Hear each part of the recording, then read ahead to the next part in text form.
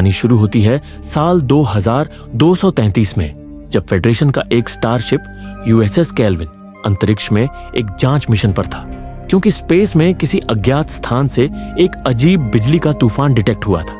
Federation के starship बेहद उन्नत होते हैं, जो प्रकाश की गति से सफर कर सकते हैं और जिनमें सैकड़ों लोग कार्यरत होते हैं। जब केल्विन उस लोकेशन पर पहुंचा तो उसी तूफान से एक विशाल रोम्यूलन जहाज प्रकट हुआ। रोम्यूलन एक बुद्धिमान जाति थी जो अपने ग्रह पर रहती थी, लेकिन अब उनका ग्रह खत्म हो चुका था। जहाज के बाहर आते ही रोम्यूलन शिप ने यूएसएस केल्विन पर हमला कर दिया और इतनी बुरी तरह नुकसान पहुंचाया कि केल्विन उसका मुकाबला करने में असमर्थ हो गया। तभी केल्विन को एक ट्रांसमिशन मिला, जिसमें रोम्यूलन के फर्स्ट ऑफिसर ने केल्विन के कैप्टन को अपने जहाज पर बातचीत के लिए बुलाया, चेतावनी देते हुए कि अगर वह ना आए तो केल्विन और उसका क्रू पूरी तरह नष्ट कर दिया जाएगा। मजबूरन कैप्टन को मानना पड़ा, लेकिन जाने से पहले उन्होंने अपने फर्स्ट ऑफिसर जॉर्ज किर्क को जहाज का कैप्टन बना दिया। कैप्टन जब रोम्यूलन शिप पर पहुंचा तो उसकी मुलाकात कमांडर नीरो से हुई।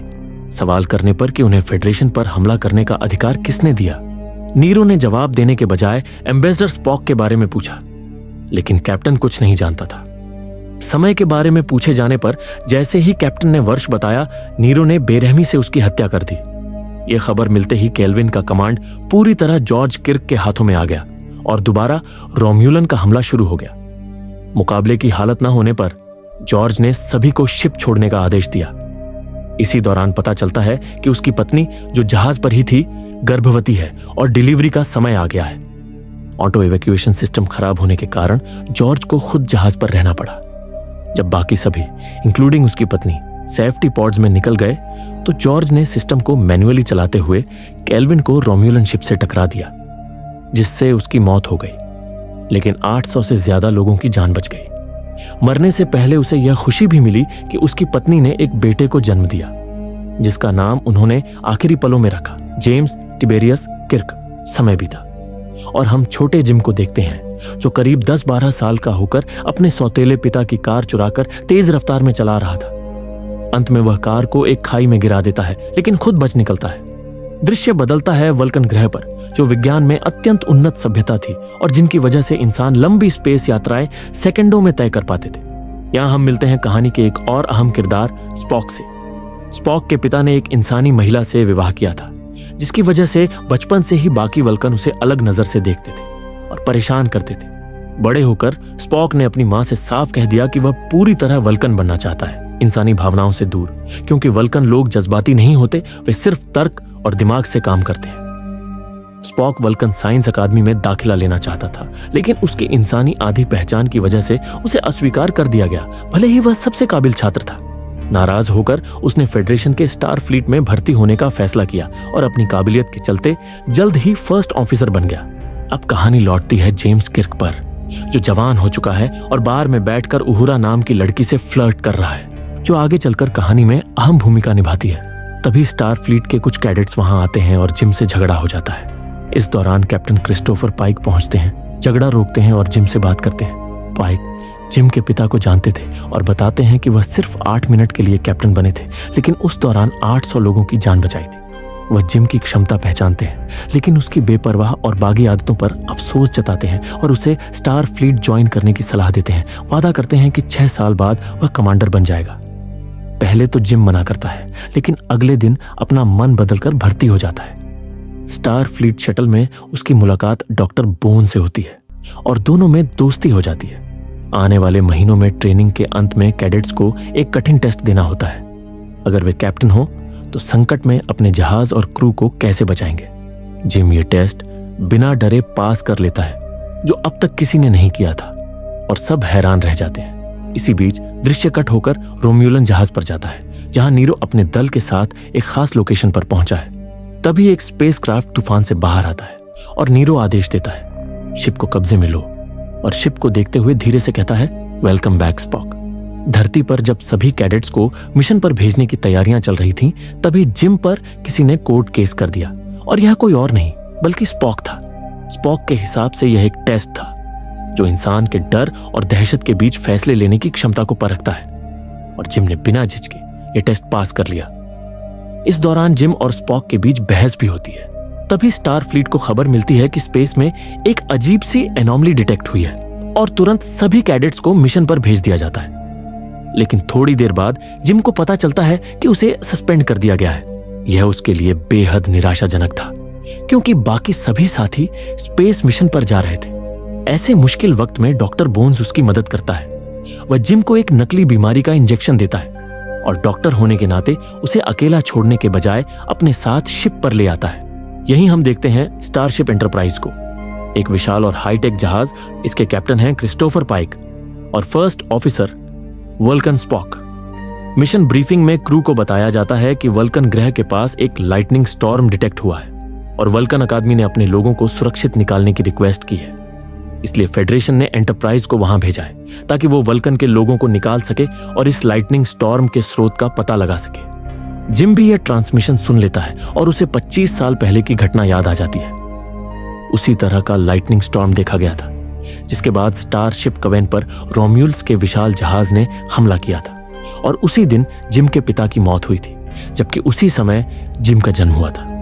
पहले तो कोई उसकी बात पर विश्वास नहीं करता, लेकिन उहुरा, जिसे रोम्यूलन भाषा आती थी, यह कंफर्म करती है कि वल्कन के पास रोम्यूलन जहाज मौजूद है। इस बीच वल्कन पर नेरो के लोग ग्रह में एक विशाल ड्रिलिंग होल कर रहे होते हैं। तभी एंटरप्राइज वहां पहुंचता है और जिम की चेतावनी सही साबित होती है। वे सीधे रोम्यूलन जहाज के सामने थे और उन पर वैसे ही हमला होता है जैसा फिल्म की शुरुआत में हुआ था। इसके बाद उन्हें कमांडर नेरो का मैसेज मिलता है जिसमें वह कहता है कि यह लड़ाई फेडरेशन के खिलाफ नहीं बल्कि उसकी निजी दुश्मनी है और वह स्पॉक से बात करना चाहता है। हालांकि स्पॉक उसे पहचानता नहीं। फिर वह कैप्टन पाइक को अपने जहाज पर आने का आदेश देता है।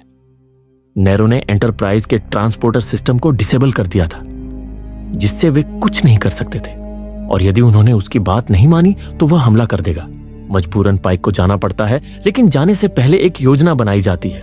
पाइक अकेले रोम्यूलन जहाज पर जाएगा, जबकि जिम और 2 अन्य लोग वल्कन पर ड्रिलिंग कर रहे प्लेटफॉर्म पर लैंड करेंगे और उसे नष्ट करने की कोशिश करेंगे ताकि वल्कन को खाली कराने के लिए समय मिल सके।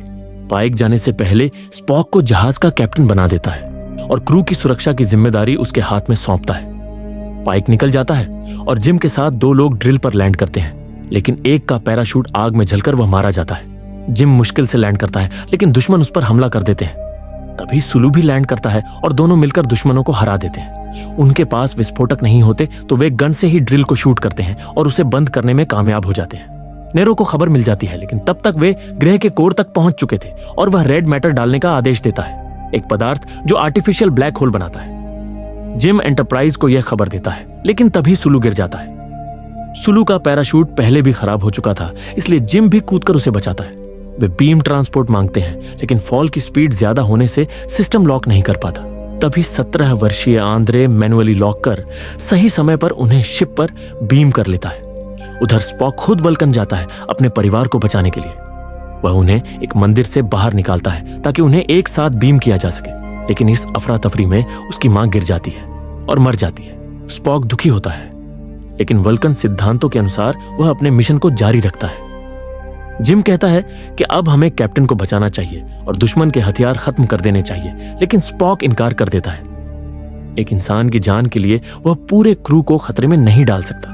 दोनों में बहस होती है और आखिर में स्पॉक उसे शिप से बाहर फेंक देता है। जिम एक फ्रोजन ग्रह पर गिरता है, जहां होश आने पर वह स्टार फ्लीट के एक आउटपोस्ट तक पहुंचने की कोशिश करता है, लेकिन रास्ते में एक विशाल जीव उस पर हमला करता है। जिम भागकर एक गुफा में घुसता है, जहां एक बूढ़ा वल्कन उसकी जान बचाता है। यह बूढ़ा खुद को स्पॉक बताता है। पहले तो जिम को विश्वास नहीं होता, लेकिन फिर बूढ़ा स्पॉक सारा सच बता देता है। भविष्य में 100 साल बाद गैलेक्सी में एक विशाल तारा विस्फोट करेगा, जिसका असर इतना शक्तिशाली होगा कि पूरी गैलेक्सी और उस पर मौजूद सभी जीवन खत्म हो जाएंगे। इसे रोकने के लिए उसने रेड मैटर बनाया था, ताकि आर्टिफिशियल ब्लैक होल बनाकर उस तारे को निगल लिया जाए।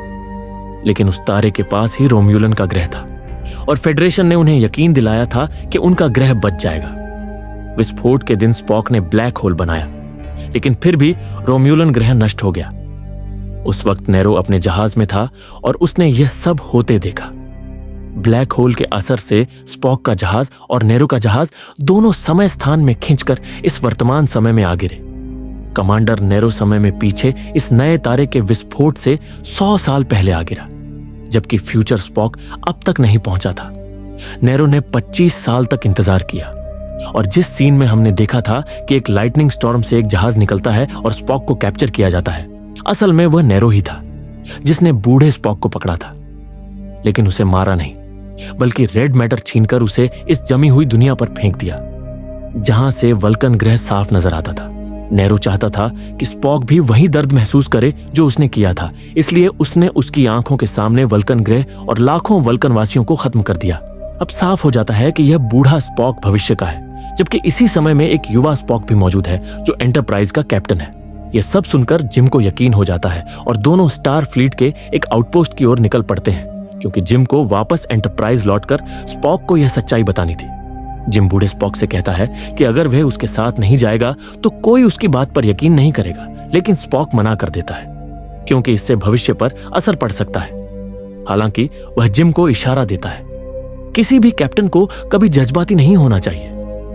साउथ पोस्ट पर पहुंचकर उनकी मुलाकात फेडरेशन के एक जीनियस इंजीनियर स्कॉटी से होती है, जिसने बीमिंग टेक्नोलॉजी में महारत हासिल की थी।